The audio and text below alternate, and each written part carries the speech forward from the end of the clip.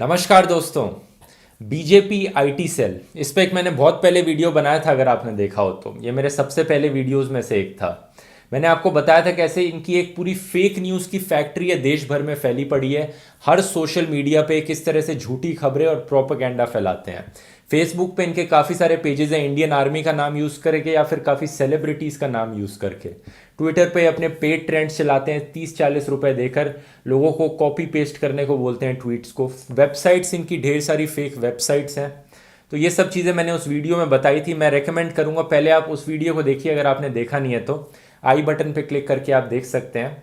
क्योंकि दोस्तों इस वीडियो में मैं एक ex BJP IT cell member का इंटरव्यू दिखाना चाहूंगा आपको।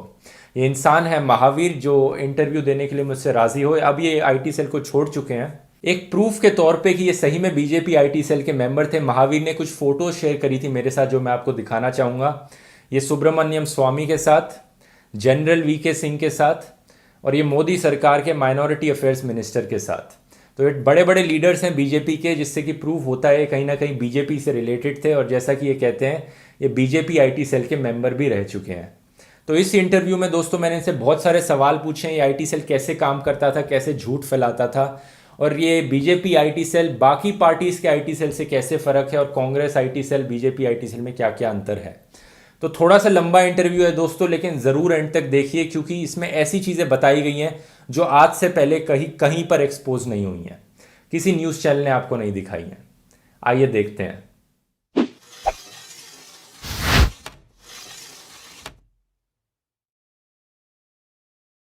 नमस्कार महावीर। तो नमस्कार जी दुरो भाई। पहले मैं पूछना चाहूंगा आपसे, आप बीजेपी आईटी सेल में रहे थे, कब से कब तक रहे हम्म। थे आप बीजेपी आईटी सेल में? मैं 2013 से ही था। वैसे 2012 में आईटी सेल का गठन हुआ था, जिस टाइम पे गडकरी जी अध्यक्ष थे उस टाइम पे ही मैं ज्वाइन कर लिया था। अच्छा, और कब तक रहे थे? 2015 तक। 2012 से 15 तक, 3 साल तक उसमें नौकरी करी। हम्म। तो ज्वाइन क्यों किया सबसे पहले? ज्वाइन तो वैसे ही वहाँ पे उन लोगों ने चुन लिया था, जैसे आलोक सोलंकी जी थे वहाँ पे, उन्होंने मुझे लगाया था। किस कुछ मतलब टैलेंट आप? कुछ टैलेंट सोशल मीडिया का कुछ टैलेंट देख के। अच्छा, वो चुन चुन के उन्होंने आपको चुना, आपने उनको नहीं वहां पे नहीं, अप्लाई? मैंने नहीं चुना, उन्होंने मुझे चुना। वो चुनते ही है, वो नजर रखते हैं सब जगह। जितने भी वहाँ लोग हैं वो चुने चुने हुए लोग हैं, खुद खुद चुनते हैं। अच्छा, पर कितने लोग काम करते हैं मतलब इस आईटी सेल में? कोई कल्पना नहीं है। 20,000 लोग होंगे सारे स्टेट के मिला के। जिलेवार तहसीलवार सब जगह कर रखी है ना इन्होंने सेट। बड़ी बड़ी कंपनियां भी कर रखी है। अच्छा, पीआर कंपनियां होती है वो भी। लेकिन कुछ एक टॉप की टीम होगी आईटी सेल की, कंपनीज तो बाकी की होती हैं, कुछ इनकी कोर टीम होगी। आप किस ब्रांच में, आपकी पोजीशन क्या थी आईटी सेल में? मेरी पोजीशन जैसे आम मजदूर की होती है वैसे ही थी। मतलब टॉप इसमें इसमें टॉप 150 लोग होते हैं, वो लोग टॉप होते हैं। अच्छा। सुपर 150। आप गूगल पे सर्च कर लीजिएगा बीजेपी आईटी से सुपर 150, उनकी पूरी डिटेल आ जाएगी कौन कौन लोग हैं। अच्छा, तो आप सुपर 150 का पार्ट थे इनके? हाँ, सुपर 150 का पार्ट नहीं, सुपर 150 के बाद में 51वें नंबर पे मैं ही था। 151वें नंबर पे। अच्छा और तो पीछे 50 लोग और भी होते, पीछे 50 लोग और भी होते थे। अच्छा, सुपर 150 के बाद 50 लोग और थे, तो आप उनमें से एक जिसमें थे। मैं भी था। हाँ, उनमें से एक था 50 में से, जिनमें मेरे कई दोस्त अब भी वहाँ लगे हुए हैं। हालांकि 5-7 लोगों ने हमने छोड़ दी। मेरी मेरी पोजीशन पे 50 लोग थे, और उनकी पोजीशन पे वो सुपर 150 लोग थे, जिसमें ये अंकित कुमार गुप्त, अंकित पांडे हुआ, विकास पांडे हुआ, हम्म। एक सुब्रमण्य जी है वो हुआ। ऐसे बहुत सारे लोग हैं। सुपर 150 वो लोग हैं जिनको पीएम से मिलने का मौका मिलता है। आप 2015 की एक न्यूज़ देखेंगे, क्विंट ने छापी है, Twitter trolls among super 150 invited by PM Modi. 2015 की न्यूज़ है। तो 150 सोशल मीडिया इन्फ्लुएंसर्स, ये जो कह रहे हैं बीजेपी आईटी सेल के लोग हैं, इनको exclusive invite only no selfie allowed event organise करवाया गया था as a part of digital India initiative. यहाँ पे आप देखेंगे इन सुपर 150 की टीम में कौन कौन आता है। तेजिंदर बग्गा आता है। तो अब इसमें खास बात देखिए कि ये जितने भी लोग ने फोटो खिंचाई, यहाँ पे बैकग्राउंड सेम होगा सबका, और सब सेम जगह पे खड़े होकर फोटो खिंचाएंगे, सारे 150 के 150 लोग। नीचे इस अंकित जैन के नाम के आदमी ने एक फोटो खिंचाई, सेम जगह पे बैकग्राउंड देख सकते हैं, सेम है। क्विंट का आर्टिकल तो ये पॉइंट आउट कर रहा है कैसे ये 150 लोग में से भी गाली देने वाले ट्रोल्स बहुत हैं। तो ये अंकित जैन ने ऐसे ट्वीट्स भी कर रखे हैं माँ बहन की गालियां देकर, और मोदी से मिलने का इनको मौका मिल रहा है। सुरेश नखुआ, फिर से देखेंगे आप, बैकग्राउंड वही है इन सब का, ये सारे एक जगह खड़े होकर मिलने गए थे 150 लोग। ये भी ऐसे आदमी है जिन्होंने माँ बहन की गालियां दी हैं लोगों को ट्विटर पर। तो ये सारे लोग 150 लोगों को मोदी से मिलने का मौका मिलता है, बाकी कोई भी बीजेपी आईटी सेल में इन सब से नहीं मिल सकता, इतने टॉप लीडरशिप से। तो आपका काम क्या था वहां पे, आप 50 लोगों का? मेरा मेरा काम फेसबुक पे ज्यादा से ज्यादा मतलब ट्रोलिंग करना होता था। किसी को भी परेशान कर दो, अगर बीजेपी के खिलाफ कुछ भी लिख रहा है तो उसको भगा दो, या फिर रिपोर्टिंग करवा के बंद करवा दो। ये काम 50 लोगों को देना, सेम ही काम दे रखा था 50 लोगों को, सबका यही हाँ, काम? 50 लोगों को सेम काम दे रखा था। जब 50 से नहीं निपटते थे ना, तो वो आगे ईमेल करके और लोगों को बोल देते थे। इंडिया भर के लोग है ना सारे, जिनको अच्छा, एक साथ ईमेल फॉरवर्ड होता है कि इस टॉपिक पे काम करना है, इस विषय पे एक साथ में ईमेल वहां से फॉरवर्ड होता है। हजारों लोगों को होता है वो वहां से। तो जो सुपर 150 था उनका काम क्या था फिर? उनका भी काम ट्रोलिंग करना था? हाँ, उनका काम ट्रोलिंग करना था। मेन कंटेंट वो क्या करते थे सुपर 150? अच्छा, वो जो कोई ट्वीट करना हो तो कोई ट्वीट में जो कई बार पेड ट्रेंड्स करे होंगे आपने भी कि? नहीं नहीं, मैं ट्विटर पे नहीं था, लेकिन मेरे को मैसेज जरूर आते थे कि ट्विटर आपको ज्वाइन करना पड़ेगा, ये वो। ट्विटर का मेरे को समझ में नहीं आता था, इसलिए मैं वहाँ ट्विटर पे नहीं जुड़ा था। लेकिन ट्विटर पे जितने ट्वीट करने होते हैं ना, तो 50 ट्वीट की लिस्ट बना के भेज देते हैं। 50 ट्वीट, एक विषय पे 50 ट्वीट बना दिए कि एक साथ में 2000 लोगों को भेज दिया कि हाँ, इतनी बजकर इतनी मिनट पे आपको ये पोस्ट करना है सारे ट्वीट। बिल्कुल, यही अपनी मर्जी से 50 ट्वीट में से अपनी मर्जी से कोई भी ट्वीट चुन सकता है। 10-12 एक साथ में 5-5 ट्वीट मार देते थे, तो वो मतलब एक साथ में अगर 2000 ट्वीट एक ही समय पे होता है, तो वो अपने आप ट्रेंडिंग में आ जाता है। तो वो ये काम जो ट्वीट्स बनाने का काम था, ये सुपर 150 वाले लोगों का था? हाँ, सुपर 150 की टीम थी ट्वीट बनाने वाली। अच्छा, तो उनके नीचे जो काम करते थे उन सबको बस ट्वीट को कॉपी पेस्ट करके सही टाइम पे ट्वीट करना हाँ, होता? कॉपी पेस्ट कर लेते, कुछ अपनी मन मर्जी से मिक्स भी कर सकते थे, लेकिन वो सब ऐसा ही चलता था, एक ही ईमेल का आदेश होता था। ये चीज बार बार प्रूव होती रही है, और अभी हाल ही में परेश रावल जी, वो बाबू भाई हेरा फेरी वाले, बीजेपी के भी एमपी हैं, इन्होंने गलती से एक ट्वीट कर दिया था ये डॉक्यूमेंट। बाद में डिलीट जरूर कर दिया था, लेकिन सबको दिख गया था कि ये चीज तो 100% अब होती है। उस दिन का 27 फरवरी को झूठी कांग्रेस ट्रेंड अलर्ट चलाया था, इसमें सैंपल ट्वीट्स लिखे थे इस डॉक्यूमेंट में, और जाहिर सी बात है बाद में ये झूठी कांग्रेस ट्विटर ट्रेंड चलता रहा था। इसमें सैंपल ट्वीट्स, आप ये ट्वीट्स सर्च करके देखोगे आपको दिख जाएंगे। तो आपका स्पेसिफिकली आपका काम क्या था? आप ट्विटर पे नहीं थे तो फेसबुक पे थे आप, या मे, वेबसाइट? मेरा फेसबुक पे और वेबसाइटों पे कंटेंट लिखना रहता था। कोई भी मतलब वेबसाइट, जैसे किसी भी आज तक में एबीपी में कोई न्यूज आई है, उस न्यूज को, वो न्यूज भले ही राहुल गांधी के खिलाफ हो, मायावती के, ओवैसी को, उसको घुमा फिरा के हमें उसका हिंदू मुसलमान जोड़ना रहता था। अच्छा, आपको हर हर जो भी खबर आती है उसका हिंदू मुसलमान उसमें जोड़ना होता था और फिर शेयर हाँ, करना? मतलब कोई किसी का झगड़ा भी हो गया, जैसा मेरा आपसे किसी लापापती हो गया कहीं, तो भी उसको मैं जानबूझकर मैं अपने आप को दलित बना लूंगा, या फिर अपने आप को हिंदू बना लूंगा या मुसलमान बना लूंगा, उस टाइप की खबर बना देती है उसको। और पांच दस वेबसाइटें बड़ी बड़ी जो है बीजेपी आईटी सेल से चलती है, इंसिस्ट पोस्ट, अपने वो न्यूज अवेयर प्रेस, और हाँ, एक ये न्यूज ट्रेंड डॉट न्यूज, हाँ, वायरल इन इंडिया। हाँ। तो तो ये यहाँ पे सारी हम डाल के, पहले, नहीं, वेबसाइटें तो वहां से हजारों चलती है जो इंडिया। तो इनकी सबसे टॉप वाली के कुछ नाम आपने बताया, वही थे इनके? न्यूज ट्रेंड डॉट हाँ, न्यूज वो बता रहे थे? News trend dot news India की टॉप अलेक्सा 20 में आ रही है अभी। अच्छा, तो मतलब आपका उसमें तीन काम करोड़ होता था ती, कि ती, आपको तीन कैसे? से तीन 3 से 3.5 करोड़ विजिटर आ रहे हैं उसमें डेली के, मतलब वो न्यूज पढ़ने जो हम लिखते थे। तो मुझे तो दोस्तों यकीन नहीं हुआ जब इन्होंने कहा कि 3 से 3.5 करोड़ लोग हर रोज इनकी फेक न्यूज़ वेबसाइट पे देखने आते हैं। मैंने खुद सर्च किया एलेक्सा पे, अमेजोन का टॉप 20 वेबसाइट्स कौन सी होती हैं, और आप भी देख के हैरान हो जाएंगे इस चीज़ को। ये देखिए,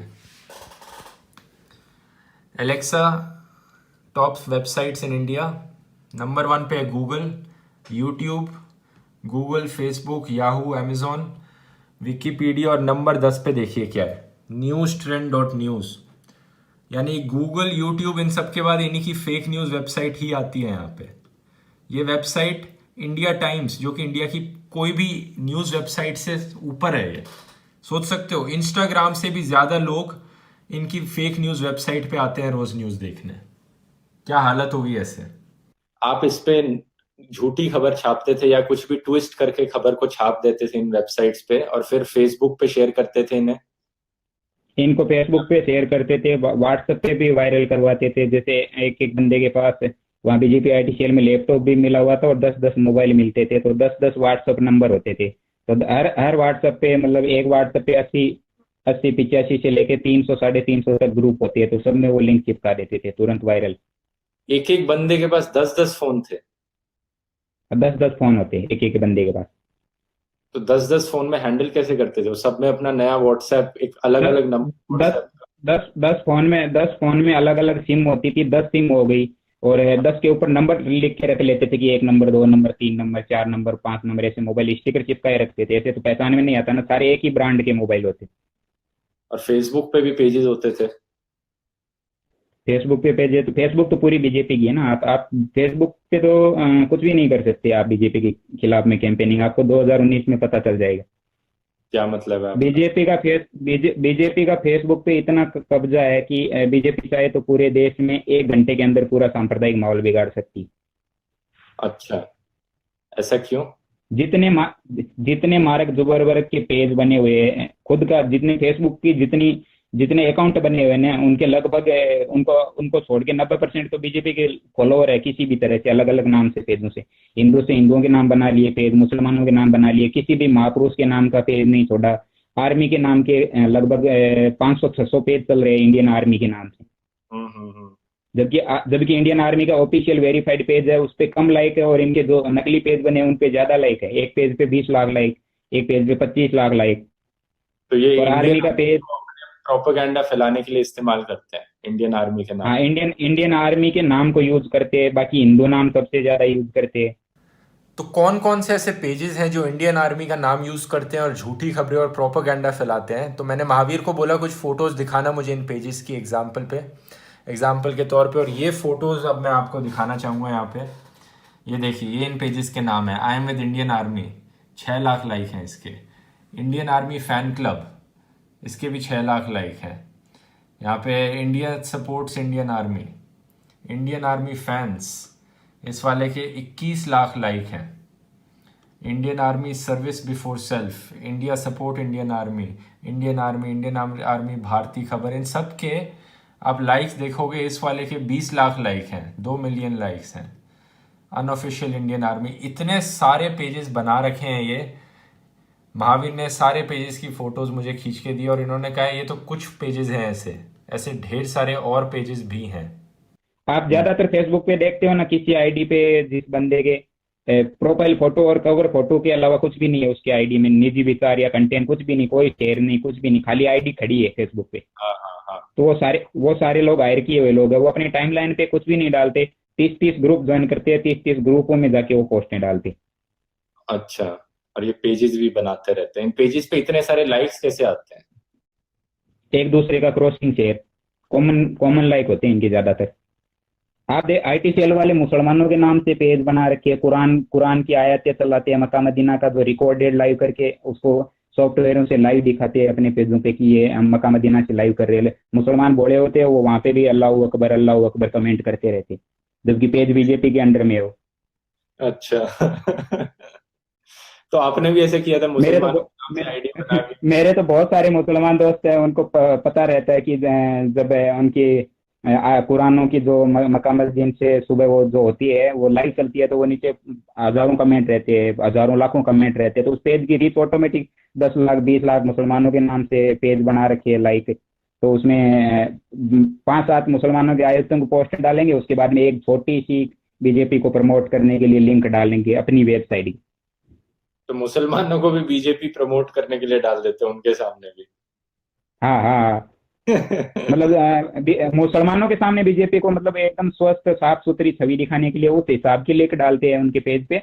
और हाँ। हिंदुओं के सामने मुसलमानों के खतरनाक चेहरे की लिंक डालते हैं। ऐसे सोच समझ के होता है वह काम। ऐसा थोड़े होता है एक लिंक सारे पेजों पे एक साथ में डाल दिया, ऐसा नहीं होता है। अलग अलग क्वालिटी के, अलग अलग ट्रेंडिंग के अलग अलग पेज होते हैं।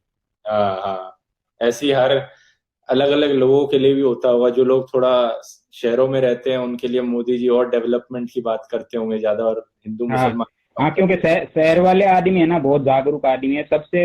ये भारत के जो है ना 30% जो बैकवर्ड के लोग हैं, जो गरीब मजदूरी, आटा सुबह कमाया शाम को खाया, ये वाले लोगों की भावनाएं बहुत कमजोर होती है।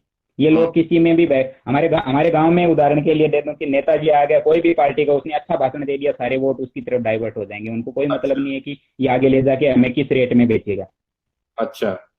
कि ये कैसे भारत को बर्बाद करे। मतलब भारत के लिए आप सोच भी नहीं सकते कि बीजेपी, ठीक है एक नरेंद्र मोदी के हाथ में है अगर देश है तो ठीक है, अगर ये देश योगी के हाथ में होता तो अब तक हवा निकल जाती इस देश की। वैसे भी हवा तो निकल ही रही है। भारत सोने की चिड़िया आज भी है, कल भी था। सोने की चिड़िया नहीं होता तो आज आज 8,000 का कुछ घोटाला आज भी हुआ है, और पिछले कई महीनों से हो ही रहे, आप देख ही रहे। मतलब क्या है आपका कि योगी जी के हाथ में होता तो इससे भी बदतर हालत होती मोदी से? योगी जी के चेले खतरनाक है ना थोड़े। योगी जी के, मोदी जी के जो समर्थक है वो असली समर्थक है। आप भी हो सकते हैं, मैं भी हो सकता हूँ, हम वोटर है। वोटर वोटर का सवाल करने का अधिकार होता है, लेकिन मोदी जी काम करना चाहते हैं। नीचे की बीजेपी जो है ना वो मोदी जी को हटाने के लिए लगी हुई है। नीचे की बीजेपी मोदी जी को हटाना चाहती है? योगी जी को आगे करना है ना उनको। मिशन 2024 योगी जी का है। मिशन 2024 योगी जी की तैयारी कर रहे हैं, क्योंकि मोदी जी 2019 में इनसे तो हटने वाले नहीं। हाँ। अच्छा। चाहे ये जोड़ कब? तोड़ करके आना, चाहे जोड़ तोड़ करके आना पड़े 2019 में तो फिर आ जाएंगे, लेकिन 2024 में योगी का प्लान है, क्योंकि उस टाइम पे मोदी जी की उम्र भी हो जाएगी। तो कब से इनका प्लान है कि मोदी को हटा के योगी को लाया जाए? कब से इन्होंने 2015-16? ये 2013 से ही प्लानिंग थी। ये तो गलती से मोदी जी को मजबूरी से लेना पड़ा था, क्योंकि पीआर कंपनियों को टेंडर हो चुका था। बाहर बाहर की कंपनियों को भी टेंडर दिया गया था ना मोदी जी का फेस बनाने के लिए। मेड इन चाइना कंपनियों को दिया गया था। जो हम्म। ट्रंप की आईटी सेल थी, जो ट्रंप की आईटी सेल थी वही मोदी जी की आईटी सेल थी। अच्छा। इंटरनेशनल इंटरनेशनल प्रचार पे। अच्छा, तो आप कह रहे हो ये कि मोदी जी को हटाने का काम और मोदी जी को ये दे दिया तो मजबूरी हो गई, तो पीछे कौन है इन सब के जो मोदी इनके जी को? इन इनके इन इनके पीछे तो सबको पता है, आरएसएस के अलावा कोई नहीं हो सकता। आरएसएस ही है इनके पीछे तो। उनका मकसद है 2025 में मनुस्मृति का कानून लागू करना। अभी आपने थोड़े दिन पहले एक मंत्री का बयान नहीं सुना था कि हम संविधान बदल देंगे? संविधान बदल देंगे, हाँ हाँ। ये संकेत है आपको और पूरे देश को कि हम संविधान बदलेंगे, भारत में मनुस्मृति ही लागू की जाएगी। और भारत जो 1818 से पहले जी रहा था उसी स्थिति में चला जाएगा भारत। वही व्यवस्थाएं, वर्ण व्यवस्थाएं, जातिवाद व्यवस्थाएं जो 1818 से पहले थी वो की वो लागू हो जाएगी। हम्म। अच्छा, कुछ इसके बारे में बताइए, जो जब फेक पोस्ट करते थे आप, तो किस तरह से उसको जातिवाद के बीच में हर देश में जो भी कुछ होता था उस इंसिडेंट को ऐसे दिखा देते थे कि हिंदू मुसलमान हो गया यहाँ पे। जो भी ऑपोजिशन पॉलिटिशियन है उसको मुस्लिम सिंपैथाइजर दिखा देते थे, और जातिवाद हाँ के बीच अच्छा में। अच्छा अच्छा। हाँ हाँ, जातिवाद से तो इनका वोट बनता है ना कि हम हिंदू मुसलमान ज्यादा करेंगे तो हिंदू हिंदू डरेंगे मुसलमानों से। हाँ जबकि हाँ। ऐसा कुछ है नहीं है, ऐसा कुछ है नहीं। फिर भी ऐसा माहौल हो जाएगा कि ये मुसलमान तो भाई आतंकवादी है, इतने खराब है, खतरनाक है, इनकी संख्या बढ़ जाएगी, जनसंख्या तो ये हमें खा जाएंगे, बर्बाद कर देंगे। ऐसा बार बार बार बार बार बार दिमाग में डाला जाएगा, एक बार, दो बार, 5 बार, 10 बार, 100 बार। तो हम्म। कोई भी आदमी हो, उसको लास्ट में मानना ही पड़ेगा कि हाँ भाई हो सकता है, ऐसा सच है। तो आप भी यही काम करते थे एक बारी, तो आपको आप भी मानते थे उस वक्त ये होता है? नहीं, मैं तो मानता नहीं था। मैं खुद, मैं पड़ोसी, मेरे घर के पड़ोसी भी मुसलमान है, तो मुझे फोन भी बुक करते थे कि महावीर यार इतना उल्टा सीधा तू लिख रहा है, तो हम्म। इसे तुझे मिल क्या रहा है? तो मैं बोला भाई आपको पता है रोजी रोटी का सवाल है? तो वो बोलते कि रोजी रोटी का सवाल है तो हम आपको कुछ भी नहीं बोलेंगे, हमें अच्छी तरह से पता है। मेरे गांव में मुसलमानों को भी लोग बोलते थे भड़काने के लिए कि देखो ये तुम्हारे खिलाफ लिख रहा है, ये कर दो वो कर दो, फिर भी वो बोलते थे इसका रोजी रोटी का सवाल है, हमें अच्छी तरह से पता है, ऐसा कुछ है ही नहीं देश में। अच्छा, तो मतलब ज्यादातर आपको लगता है कि ज्यादातर लोगों के देश में जो बीजेपी आईटी सेल में एम्प्लॉयड है उनकी मजबूरी है, मतलब वो बेरोजगार है और उनको काम मजबूरी है करना। ना, बेरोजगार। मैं वहां गया बेरोजगारी की वजह से, और अब भी मेरे पास खेती बाड़ी का काम है, लेकिन थोड़ा बहुत मेरा शादी हो गया था तो जो पैसे वैसे की जरूरत भी पड़ी तो उस वजह से जाना पड़ा। मुझे अब जरूरत ही नहीं है। अब मुझे एक दवाने की जरूरत नहीं। खेत में अच्छा। अनाज हो रहा है, ठीका ठीक हो रहा है, लोन बैंक से लोन का कर्जा मिला हुआ है, और हम राजस्थान में अभी ये असहयोग आंदोलन चला रखा है, बैंक का कर्जा देंगे ही नहीं, हम क्या कर लेंगे? बड़े लोगों का पहले लो, बाद में हमारा ले लो। हम्म। तो जब आपने 2015 में ये नौकरी छोड़ी, इसके पीछे यही कारण था कि तब आपको अपना नया। गांव वालों ने बुला लिया था, घर वालों ने बुला लिया था कि बहुत हो गई तुम्हारा, हम बहुत देख रहे हैं इंटरनेट पे, कोई टपका के चला जाएगा, तुम्हारा खुद का चेहरा आगे करके तू काम कर रहा था। बाकी लोग चेहरा आगे करके काम नहीं करते थे, मेरी गलती ये थी कि मैं मेरा फेस भी साथ में कर रहा था। अच्छा, तो छोड़ी क्यों फिर, मतलब मेन कारण क्या था बीजेपी आईटी सेल से छोड़ने का? तो कोई भी दंगा फसाद या कुछ भी होता है ना, झंडा उठाने का टेंडर सिर्फ नीचे जो कम्युनिटी किसान वर्ग के होते हैं उनको रखते हैं। दलित हुआ, जाट हुआ, कोई हमारे राजस्थान में मेघवाड़ हुए, तो छोटे जो गरीब मुसलमान है उनको हुए, वही मरते हैं इस दंगे फसाद में। कोई भी पूंजीपति नहीं मरता, किसी तोगड़िया का, किसी साध्वी सरस्वती का, किसी मोहन भागवत के परिवार का कोई नहीं मरता। इनके लोग विदेशों में, कैलिफोर्निया में और आपके विदेशों में सारी अंग्रेजी यूनिवर्सिटियों में पढ़ते हैं, और हमें संस्कृत की किताबें पकड़ा पकड़ा के निकल गए। तुम सही बस बात। गुरुकुलों में रहो, भजन करो, गुरुकुलों में रहो, भजन करो, राम राम हरे कृष्ण हरे कृष्ण हरे कृष्ण, बस यहीं पड़े रहो। तुम विकास की, गरीब की, मजदूर की, आम आदमी की, सड़क की, बिजली की, लाइट की, चिकित्सा की ये बात नहीं कर सकते। इनसे हम्म। आपका कोई लेना देना ही नहीं है। मतलब यहाँ देश की अब 80% आबादी को ऊपर वाले लोग हैंडल कर रहे हैं। हम्म। तो ये बताइए, पैसे कितने मिलते थे आपको जब आईटी सेल में नौकरी करते थे? मेरे मेरे को तो पर दिन का 1,000 रुपये मिलते थे। बाकी सुपर 150 तो हाई लेवल के थे, उनकी तो हमें पता नहीं है कितना मिलते थे। मुझे तो 1,000 रुपये पर डे मिलते थे। अंदाजा लेकिन जो कितना? छोटे लोग नीचे से नीचे, मतलब जो गवर्नमेंट की जॉब रेट होती है उसके हिसाब से 300 रुपये से शुरुआत है, ऊपर से लाखों करोड़ों में है। जैसे अमित मालवीय जी है, वो तो लाखों करोड़ों में खेल रहे हैं, मेन टेंडर उनके पास ही है अभी, और विकास पांडे के पास है। तो अमित मालवीय को लाखों करोड़ों में मिलता होगा। हाँ, वो लाखों, बीजेपी भारत की सबसे बड़ी पूंजीपति पार्टी है। इसके हम्म। पास करोड़ों अरबों का चंदा है। सारे कत्ल खानों का सबसे ज्यादा पेमेंट इसके पास आता है। सारे जितने इलीगल काम होते हैं सब सब इनको चंदा देते हैं बाहर से। अभी तो आप उदाहरण के लिए देख लो ना, उदाहरण के लिए देख लो कि दिल्ली में मैक्स हॉस्पिटल को बॉबी कटारिया ने ताला ठुकवा दिया था, और एक वो कॉलेज में जो इंसिडेंट हुआ था, उस कॉलेज को ताला लगने वाला था, कॉलेज वाले ने पैसे फेंके सारा बॉबी कटारिया अंदर। हाँ, बहुत ही मतलब अमीर पार्टी है फिर तो ये कि। अमीर तो है, अमीर तो है ना, अमीर तो है। इस पार्टी को आप खत्म नहीं कर सकते। 2024 तक कितनी ताकत लगा ले पूरा देश, खत्म हम्म। नहीं कर सकते। अगर अगर आप खत्म करने के लिए, अगर इनके खिलाफ में कुछ माहौल बन भी जाता है ना, तो हम्म। इनके हाथ में सबसे बड़ा हथियार है जियो। अच्छा, जियो कैसे? जियो का मोबाइल होता है ना, उसमें पप मैसेज आता है स्क्रीन पे ऑटोमेटिक। कई बार आता है। आज जैसे हमारे प्रधानमंत्री जी इधर झुंझुनू आए थे, हमारे मोबाइल की स्क्रीन पे ऑटोमेटिक मैसेज आ गया था। ऑटोमेटिक उनका रिकॉर्डेड कॉल आ गया था, जो झुंझुनू भाषण चल रहा था वो टोटल लाइव आ रहा था उसमें। हम्म। मोबाइल कॉल पे आ रहा था, मोबाइल पे पहले मैसेज आया, मोदी जी का भाषण सुनने के लिए इस नंबर पर डायल करिए, उस पर मिस कॉल मारा तो पूरा उनका भाषण लाइव आ रहा था। तो कैसे मतलब जियो को इस्तेमाल कर पाएंगे? जियो को इस्तेमाल है, जैसे आपके जियो पे स्क्रीन पे मैसेज आ गया अचानक से, जैसे आप रिचार्ज खत्म हो जाता है तब मैसेज आया करता है। भारत में सारे लोग जियो रखते हैं, उनको सबको पता है कि रिचार्ज आपका 5-7 दिन पहले ही स्क्रीन पे ऑटोमेटिक मैसेज आना। आप किसी को कॉल करके, कॉल कटेगा, कॉल कटती ही स्क्रीन पे पूरा मैसेज आ जाएगा, पूरा स्क्रीन बंद हो जाएगा, उसमें वो सामने विज्ञापन ही दिखेगा। उसी तरह से अगर जरूरत पड़ी तो मोदी जी का ब्रांडिंग के लिए और मोदी जी के नाम से चेहरा लगा के बढ़िया सा मैसेज, अब की बार मोदी सरकार या कुछ जो पिछली बार लगाया था वैसे नया बड़ा सा पोस्टर बना के आपके मोबाइल मोबाइल में घुसा देंगे, हर मोबाइल में।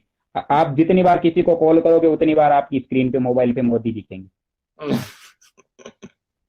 लोग भी तंग हो आप कहाँ जाते कहाँ से हटा, तो लोग तंग नहीं हो जाएंगे। आप है ना, जिस झूठ को 100 बार बोला जाता है ना, जिस झूठ को बार बार बोला जाता है वो झूठ नहीं हो जाता, बाद में वो सच बन ही जाता है। सही बात है। अच्छा, ये बताओ कि बीजेपी आईटी सेल और बाकी पार्टीज के आईटी सेल में क्या फर्क है? कोई फर्क है या नहीं है इनमें? BJP Congress IT. और बीजेपी में, कांग्रेस बीजेपी में तो कोई फर्क मत समझना आप। कांग्रेस बीजेपी में ऐसा होता है कि कांग्रेस के आईटी सेल से कोई बंदा नाराज होता है तो बीजेपी आईटी सेल में चला जाता है। आसपास में ये 14 अशोका रोड, 11 अशोका रोड और 14 अकबर रोड में कोई फर्क नहीं है, एक आमने सामने की डर है। कांग्रेस आईटी सेल मुसलमानों को डरा के वोट ले लेती है कि तुम्हें हिंदू खत्म कर देंगे, हमें ले लो, और दलितों को भी डरा देती है कि तुम्हें ये ऊपर की लोबियां राजपूत ब्राह्मण जाट खत्म कर देंगे, ऐसे डराते हैं उन लोगों को। अच्छा, पर एक ज्यादा हाँ, नफरत फैलाता है दूसरे से, ऐसा है क्या? हाँ, मतलब कांग्रेस वाले, हाँ, इतना जरूर मानते हैं कि कांग्रेस कम नफरत फैलाती है बीजेपी के मुताबिक। अच्छा। बीजेपी तो जातियों में नफरत बीजेपी फैला रही है। कांग्रेस हो सकता है धर्म की राजनीति कर रही हो, लेकिन हाँ। कांग्रेस तो बीजेपी तो सिर्फ जातियों की, पंथ की, जाति में भी जाति ढूंढ लेते हैं, जाटों में भी जाट ढूंढ लेते हैं, अलग से ब्रांड, अलग ब्रांड ढूंढ लेते हैं कि भाई महाराजा सूरजमल का अलग ब्रांड था, वीर तेजा जी का अलग ब्रांड था। अच्छा। पर ये जितनी आपने वेबसाइट्स कही, कांग्रेस की तरफ से भी इतनी वेबसाइट्स तो है कि नहीं? नहीं, कांग्रेस की भी 100-200 वेबसाइट है, बीजेपी की 2-4 हजार होगी, इतना ही फर्क है। बीजेपी के पास पेमेंट ज्यादा है, बीजेपी के पास लड़के ज्यादा है, पार्टी बड़ी है। अच्छा, तो अभी बीजेपी दबदबा अभी ज्यादा है। सरकार में है, दबदबा है, रुपया बोलता है। जिसके हाँ। पास जो पैसा है वो, पैसा है ना वही भगवान है भारत में, जिसके पास पैसा है वही खुदा है। हम्म। तो अब लोगों बाकी को क्या, उनके लोग कैसे बाकी उनके बचे? मजदूर है। लोग तो बरगला जाते हैं ना, बेरोजगारी खत्म हो, भारत में बेरोजगारी इतनी हो गई, रोजगार सारे खत्म हो गए लगभग। तो सारे लोग बेरोजगार है, हाथ में कटोरा लेके घूम रहे, कहीं ना कहीं जाएंगे, कोई आरक्षण मांगेगा, कोई कुछ करेगा, कहीं ना कहीं तो जाएगा। अच्छा। देना तो पड़ेगा इनको, और नहीं देना पड़ेगा तो अपराध बढ़ जाएंगे, लोग गला गला छीनना शुरू कर लेंगे। नहीं तो आप लोगों को क्या बोलना चाहेंगे, लोग किस तरह से इससे बचे रह सकते हैं, इनके प्रोपेगेंडा में ना आए? बच्चे ये प्रोपगेंडा से यही बच्चे रहते हैं कि फेसबुक पे अपने जितने कॉमन लोग, जान पहचान के लोग, और जो अच्छे मैसेज वाले लोग हैं, जो सामाजिक सौहार्द के लिए लोगों को जोड़ते हैं फेसबुक पे, ऐसा नहीं है कि सारे गंदे लोग हैं, उसमें अच्छे लोग भी है। हजारों ऐसे ऐसे अच्छे अभियान चला रखे हैं, हजारों लोगों ने, जो वर्ल्ड के एनआरआई लोग सारे जुड़ के एक मिशन चला रहे हैं कि हम पूरे भारत में मोहब्बत के लिए लोगों को जोड़े, या पूरे जातियों को जोड़े। ऐसे बहुत सारे अभियान चला रहे हैं, बहुत सारे संगठन है छोटे छोटे, जिनको कभी मार्केटिंग नहीं मिली। तो बेसिकली ये बोला जाए कि जो लोग नफरत नहीं फैलाते, जो हिंदू मुसलमान की जहाँ पे बात करने लग जाते हैं, उनको सुनना ही बंद कर दो, ये कह सकते हैं? आप सोशल मीडिया पे, फेसबुक पे ऐसी हालत हो चुकी है इस टाइम पे, आज 2018 में, मार्च में ऐसी हालत है कि आप मुसलमानों के समर्थन में एक भी पोस्ट डाल दी ना, एक भी पोस्ट की फलाना मुसलमान अच्छा है, अब्दुल कलाम अच्छा था, उदाहरण के लिए मैंने ऐसी पोस्ट डाल दी, तो हम्म। आपको समाज द्रोही, जाति द्रोही, धर्म द्रोही, गद्दार, फलाना ढिमका सब कुछ घोषित करने के लिए बीजेपी आईटी सेल वाले तुरंत टूट पड़ेंगे आप पर। हाँ हाँ, सही बात है। इतना आपने है ना, किसी मुसलमान से फेसबुक पे लाइव में भी अगर बात कर ली ना, तो आपको पाकिस्तानी एजेंट घोषित कर दिया जाएगा, जबकि पाकिस्तान का बंटवारा इन लोगों ने किया था, आरएसएस ने। और ये हाँ। खुद ही बोलते हैं कि ये खुद ही बोलते हैं कि हम अखंड भारत बनवाएंगे, पाकिस्तान, भारत में विलय होने के लिए भी वहां के लोग तड़प रहे कि हमें भारत में मिला लो। और ये लोगों, वहाँ पाकिस्तान की हालत खराब हो गई, वो कटोरा लेके पूरे वर्ल्ड में मांग रहा है। वो लोग बोल रहे हैं कि किसी भी तरह से भारत में हम विलय हो जाएंगे, और ये भारत की आरएसएस लोग भी बोल रहे हैं कि अखंड भारत बनाएंगे, लेकिन पाकिस्तान को नहीं जोड़ेंगे। पाकिस्तान भेज ना, तो डायलॉग ये होता है कि हाँ चलो तुम देशद्रोही हो, गद्दार हो, पाकिस्तान चले जाओ, एक भी आदमी को वीजा नहीं देती है पाकिस्तान जाने का। पैसे देने पड़ेंगे ना वीजा देने के लिए तो। नहीं, पैसे लोग अपने पैसे से लेने के लिए भी तैयार है। मेरे को मान लो फेसबुक पे मैं पोस्ट डाल रहा हूँ, गद्दार पाकिस्तानी घोषित कर दो, मैं पाकिस्तान चला जाऊंगा, मुझे कोई डर ही नहीं है। पाकिस्तान में भी हमारा ही बंटवारा हुआ था, राजस्थान की, पंजाब की, हनुमानगढ़, गंगानगर साइड के, इससे जो पश्चिमी पंजाब था, उस पंजाब का ही टुकड़ा हुआ था, सारी हमारे ही परिवार की जातियां उधर है। हालांकि वो कन्वर्टेड है, उनका मजहब अलग हो गया, उनका पूजा पद्धति अलग हो गई, लेकिन ब्लड तो एक ही है। हम्म। तो जो लोग इस वीडियो को देख रहे हैं, वो जोड़ने वाले लोगों को फॉलो करें, जो लोग दंगे नहीं फैलाते, जैसे। दंगे दंगे दंगे खून के फैला रहे हैं, उसकी जगह से मोहब्बत के दंगे फैलाओ। सही बात है। मेरा यही मैसेज है। और ध्रुव भाई, आपने मुझे कांटेक्ट करके अच्छा संपर्क किया है, और आपको मैं उम्मीद करता हूँ कि इस तरह से पूरे समाज में मैसेज जाना चाहिए। मेरे बिल्कुल। पास तो अभी है ना, जब मैंने आईटी सेल का भांडा फोड़ करना शुरू कर दिया ना, तो मेरे पास एनडीटीवी एबीपी के लोगों के भी फोन आ रहे हैं, लेकिन मैं वहां जाना नहीं चाहता एनडीटीवी एबीपी पे, क्योंकि वहां की मीडिया के लोग भी लगभग इधर उधर से पेमेंट करके संपर्क कर लेती है पार्टियों से। उनको तो पैसे से, धंधे से, टीआरपी से मतलब है, आम आदमी से कोई मतलब नहीं होता। अच्छा। जी न्यूज को हुआ, एबीपी को हुआ, आज तक को हुआ, सुदर्शन चैनल में मैं खुद रहा हूँ थोड़े दिन तक, वो सुरेश जी हुए। हम्म। तो चलो, बहुत बहुत धन्यवाद और ये बताने के लिए, सारी चीजें जो भी आपने बताई। मुझे लगता है इससे जो भी लोग इस चीज को देख रहे हैं, काफी कुछ जानने को मिलेगा उन्हें, वो इस प्रोपेगेंडा से बचे रहेंगे, इनके शिकार में नहीं पड़ेंगे। मैंने सबसे पहले इस विषय पे इंटरव्यू दिया था कल अभी डांडिया जी को, जो अमेरिका से है, एनआरआई है भारत के। मैंने तो देखा वो। वहां से भी मेरे को अच्छा सपोर्ट मिला था, और मेरा थोड़ा हौसला भी बढ़ रहा है। शुरू में मैं डर रहा था कि कहीं बीजेपी कांग्रेस मुझे मरवा भी नहीं दे, कि कहीं हाँ। ऐसा, मैं ऐसे मुद्दे खोल रहा हूँ कि आप सोच भी नहीं सकते कि मेरे घर पे भी धमक जाएंगे सुबह तक, ऐसा डर लगता है ना कई बार। हाँ सही बात है। लेकिन अब इतने लोग आपको पब्लिसाइज कर रहे हैं, अगर वो ऐसा करने की हिम्मत भी नहीं करेंगे मुझे तो लगता है। नहीं, हिम्मत का तो आप छोड़ दीजिए, श्यामा प्रसाद मुखर्जी जैसे लोगों को और वो पीछे गोपीनाथ मुंडे जैसे लोगों को ठिकाने लगा सकती है, तो मैं कौन सी बड़ी चीज हूँ। फिर भी चलिए, बहुत बहुत धन्यवाद जुड़ने के लिए।